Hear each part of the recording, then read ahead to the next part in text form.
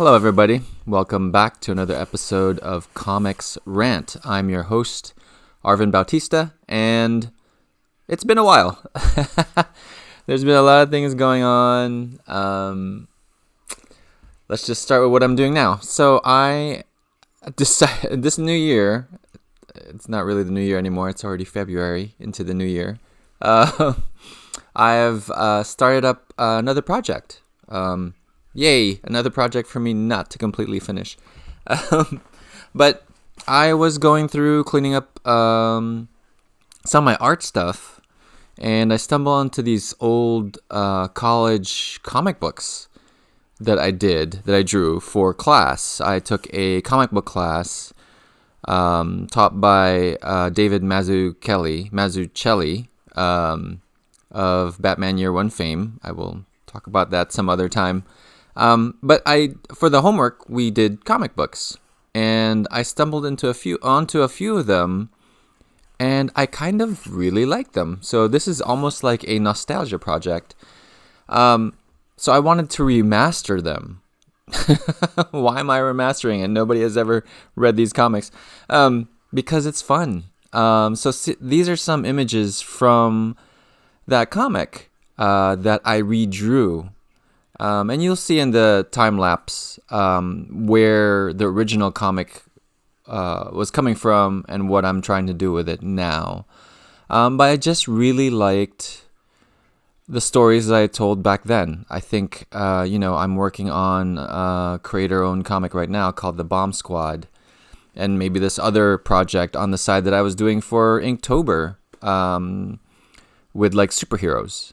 And in college, I drew more. And you can see here, I'm turning it back on and off. The original comic, it was done in ink and watercolor. It was kind of like really rough, and it's about me in my apartment in college and how dark it was and how spooky. And it was just called The House of Darkness. And I think that was sophomore year, so 1995 or maybe sophomore year, junior year, maybe even 1995, 1996. And it was cool to read it again because I remember some of the lessons that David Mazzucchelli,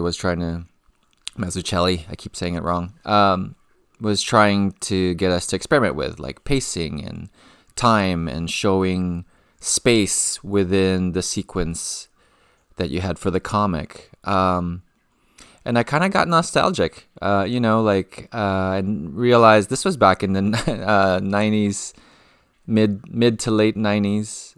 So cell phones weren't there. I wasn't really taking a lot of selfies. A lot of my photos came later on in my senior year when I moved in with friends of mine that were women. And I guess they took more pictures than guys did because I lived with dudes in the first 2 years of college. And I kind of wanted to, I liked the feeling of trying to get my memories back through my homework, through my college comic book homework too, to be precise. Anyway, I guess I should be talking about the process going on here. So the first panel I picked was the last panel of the first page of that story. I kind of just jump in there. And it was kind of freeing because I didn't have to think of the story. The story was there. I knew what it was. All I had to focus on was inking this thing and retelling it. So a lot of the pieces were already working. And I think if when I finish this short story, it's only going to be like 8 pages or something like that. I'm hoping to add some of the feedback I got from my teacher to make the story better. So we'll see if that plays out great. This is like, how many years has college been from? At least like, it's almost 30, like 29 years, something like that, 28 years since I did that comic book. But it was cool. So I would go through Google Maps. I looked for my old apartment for reference. on Google Maps, right? It was this kind of shack, and you probably saw that in the beginning of this video. Is this brown, kind of really broken down three unit apartment building, but I think we were the only ones living on one of them, and it was kind of like slanted. It's all janky, crooked. So looking at photos of that brought back some great nostalgia. And then I remember in my original comic, some of the layout issues had to be simplified to make the story make sense instead of being realistic. Like the space that I was walking in was not one-to-one exactly like my apartment. It's not even this thing. See this thing I'm tracing over right now?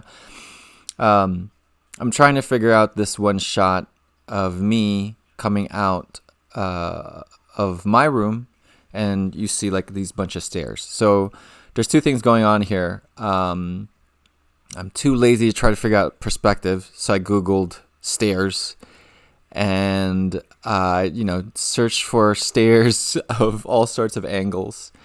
Roughed that in.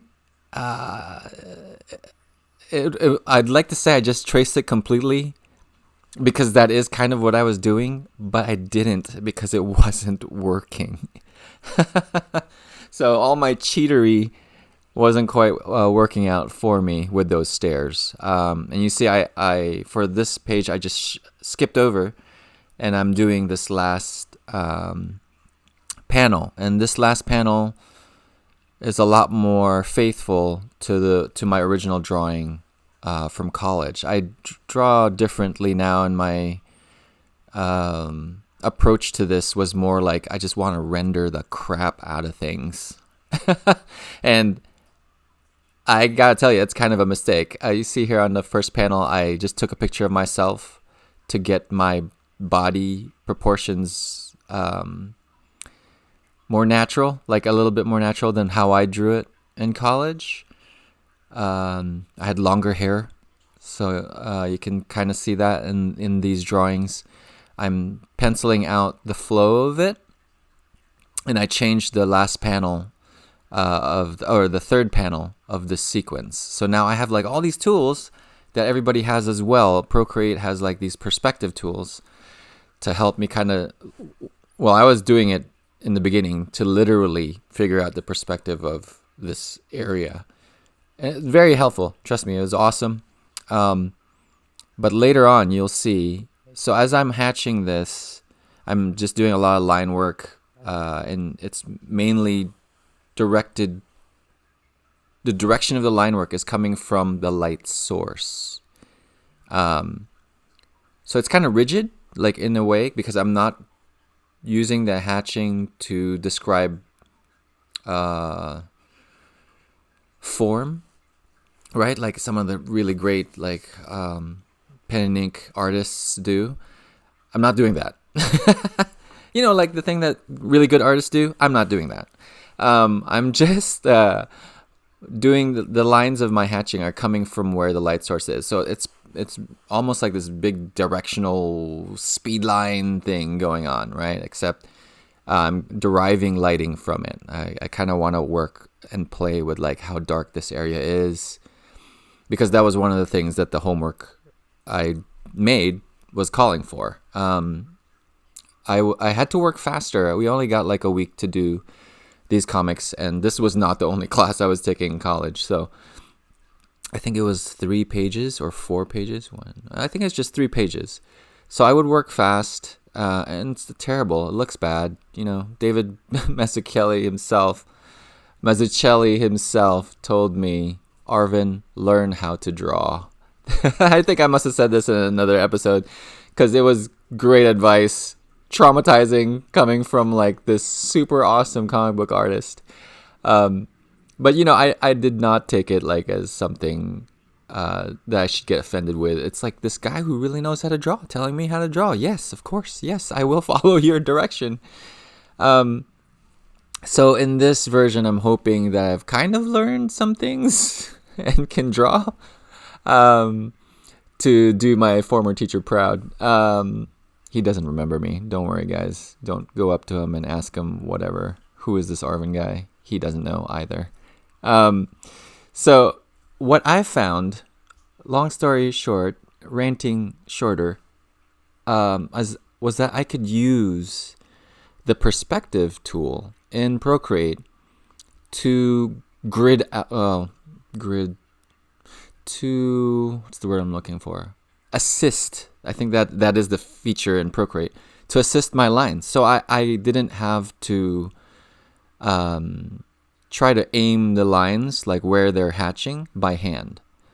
There is something you lose with, it's almost like a ruler, and your lines will snap onto the ruler, right? You're still making the marks, but they are going to be for sure pointed at where you put that perspective tool. You do lose a few things, and sometimes it gets a little too rigid that I'm just like, oh, forget this. This is too much. Because sometimes I kind of want to break my rule of the line just pointing towards the light source. Sometimes. I don't really, there's no hard rule. If you guys can zoom into this more, you'll see like sometimes it's not always pointing right at the light source. And there's a certain quality about the drawing that looks more, not as rigid, right? Not as rigid as like if it's just like snapped onto a line, a ruler that is like super straight. Certain curves start happening when I do it without the assist tool on the perspective lines, and they kind of look cool, and you kind of just go with it. Most times that I'm drawing, I kind of just go with it. I don't know if you guys have noticed that from all my videos, but I kind of just go with it. It's fun, and that's how this project started. By the way, this project is, the project file is 11 by 17 large, and I think it's 300 dpi. So it's huge. It's normal for a comic book size, right? But I'm using like, I think the size of the brush is at 10%. So the lines are like super fine. Now, it sounds like I'm showing off. I'm not. This was actually a mistake. It was just so fun to hatch the crap out of things. That I just stayed with that line size. But the trouble is when I shrink it down, and even here on video, I think, when it gets compressed, it looks so noisy and it's not sharp.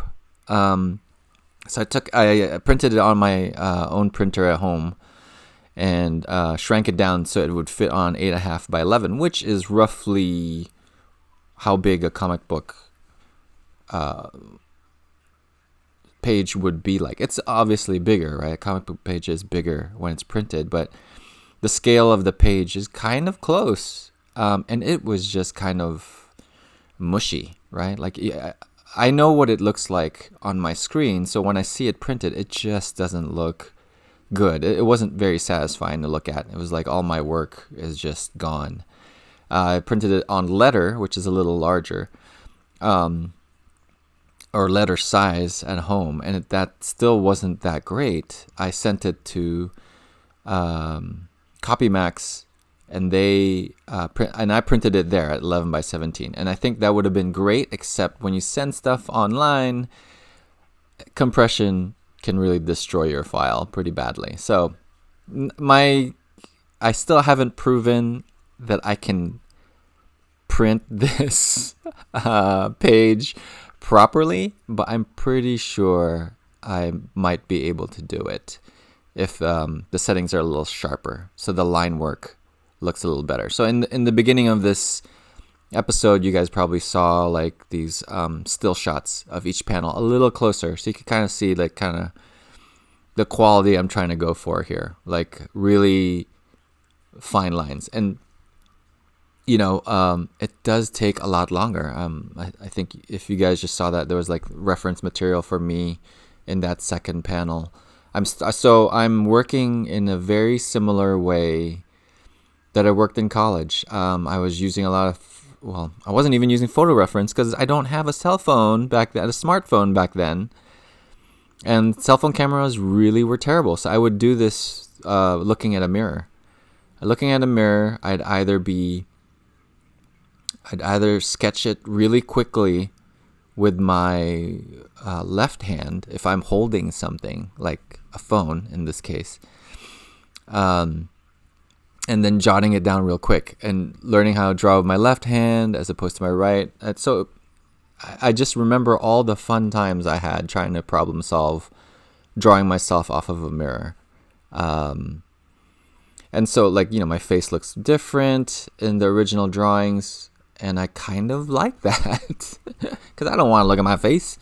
Well, I kind of liked it, that I kind of worked in this kind of just fly off the seat of my pants, no rules, and if it looked like crap, then David Mazzucchelli will tell you it looks like crap kind of way.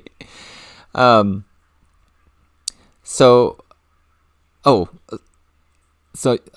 said that I'm holding a cell phone, a smartphone in this comic. What the other thing I've been doing, at least with this short story, is I've been updating it a bit. So I'm holding a candle in that original comic book. Even back then, David Mazzucchelli was already saying, "Are you back in like Victorian age? Why are you holding a candle?" So I got rid of the candle, right? Because back then I thought, oh, candles are spooky, and but he's right. Like, why am I holding a candle? Like, back then, wouldn't it make more sense? And even the candle, the type of candle that I was holding was like on this like like Ebenezer Scrooge like holder, which is funny. So I updated this comic, so I'm holding a phone, as my light source, which was fun. Trying to work with the constraints of my old comic book and modernizing it was actually a lot of fun. So, and certain panels, like in this page, there's the fourth panel, didn't exist in the original comic. It was only 3 pages, so I didn't have space to really stretch my legs or do any of this pacing. But for the most part, the comic back then was passable. Like, I didn't fail the class, so it must be an okay. And I felt like it told the story fairly well. Like, people got what I was getting at. Like, people could understand the story I was trying to tell. But I felt like it needed a moment where I do open the door, and now you get like, and I put these sound effects on the side, creak, to kind of add to the creep factor. And part of that was kind of fun, trying to figure out what kind of lettering this should be.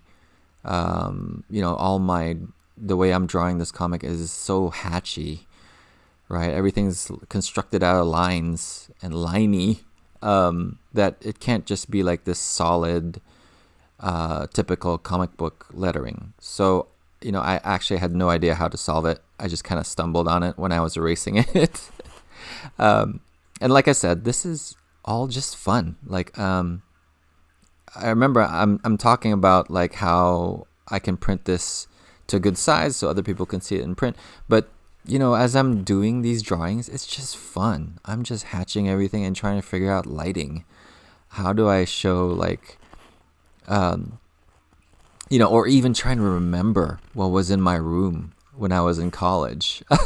The type of windows that were there. I'm Googling up the window, and it looks different from how I drew it in college because it was for simplicity and so on. But now, like, I'm a little older, I kind of want to capture that, like, what did my room look like? And it was kind of like that. I had like these milk crates that I would store books in, and I put like my drawing board on top of those 2 crates to act like my desk. I had like random supplies like T-squares and stuff all over the place. Bookshelves. I think it was like some IKEA bookshelf. And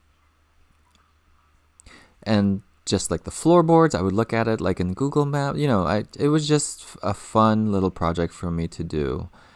And just every night I would draw one of these panels as if it was like Inktober, right? Which would be like draw a panel a day.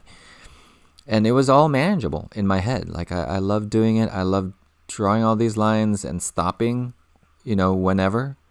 I think this panel that you can see in time lapse right now, I must have taken 3 days to do it. And it's not like I'm working out all 24 hours a day, 3 days, but whenever the kids went down and I had a couple hours to spare and TV's on, I'm just there hatching, trying to figure out lighting. Fixing things. This panel, I had to fix a lot of the perspective things that were going on, and the angle that it's on. But it was very exciting for me to. This sounds masochistic to start hatching this, right? I was so excited. Like, okay, how do I figure out this lighting? Like, what do we need to see? How much hatching is too much? Obviously, not enough. And just pulling out grays from this technique that I'm doing. So I don't think I have quite... So I'll switch from perspective assist mode to free whenever I want to fill in large spaces with blacks. That might come in handy if you're doing the same technique that I am. And sometimes like halfway, or like when I'm almost done with the artwork, like I kind of like see that white area that I'm filling in right now. There's a big gap there where I actually wanted to preserve this area of white, because it looks like the phone is shining on it, right? The phone light is shining on the stairs, and it's kind of cool. But later on, I decided to this is about storytelling, right? So I'm trying to focus on where this light is. When you see like where it's shining, you might think I'm trying to draw your eye to where this light is shining, but I'm not. I'm just trying to show you that I'm in a dark space and these stairs are long. These creepy stairs are long. So I would do like certain tricks, because now it's all digital. I can copy and paste these stair rails. What's the word for these things? The things that hold up the banister. I copy and paste them within the perspective that they were in, or I duplicate it so it's on the other side just to get something in there and I don't have to redraw it. I'd scale them down as they recede in perspective so I get something in there.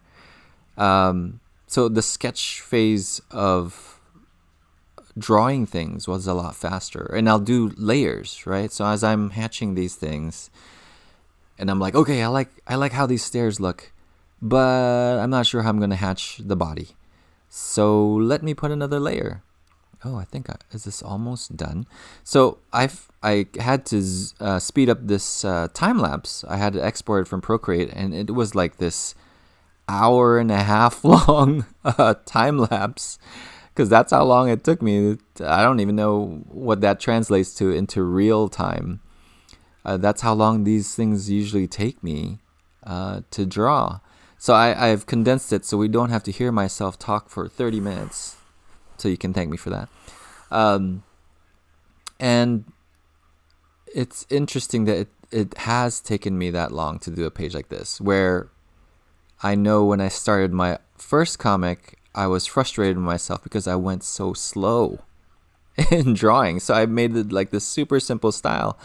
But I think I've been drawing in that super simple style for so long, I kind of lost my, I don't know what it is, my voice, when I would love drawing like this, where everything was just hatched. I loved drawing like that back then in college. And like I said, this is all kind of like this big nostalgia trip. So I'm I was riding this wave of enjoying making comics and drawing comics that looked like this, or drawing images that look like this. I don't think I ever got a chance to draw a comic that looked like this. I didn't have time. Even back in college, I didn't have time. So this panel next to it now is me looking back, and this hand was a pain. So that just got done in like less than 20 seconds. But it was a lot of problem solving and a lot of trying to look at myself in the mirror. But mostly it will come down to what looked right to me when I put it on the page. Because I had like reference, it looked right, it was legit, but it still looked weird. The hand looked weird, and how I was holding it looked weird. Everything looked weird. But I was able to kind of just nudge it along to get it to look correct, at least, and get the story across that I'm looking behind me at this doorway with my phone. More sound effects with the ooh as it's flowing through, and I think this is almost done. It was fun to try to ink over myself on drawings I drew in college. So here we go. We get a closer view, and you guys can see like there's a lot of lines on this page, and I'm honestly debating whether I should print it or do it like as a digital comic with panel by panel. It's not laid out for it, but at least people get to see it. But it has been super enjoyable. Here's the final page. I hope you guys like this episode, and I will see you guys next time.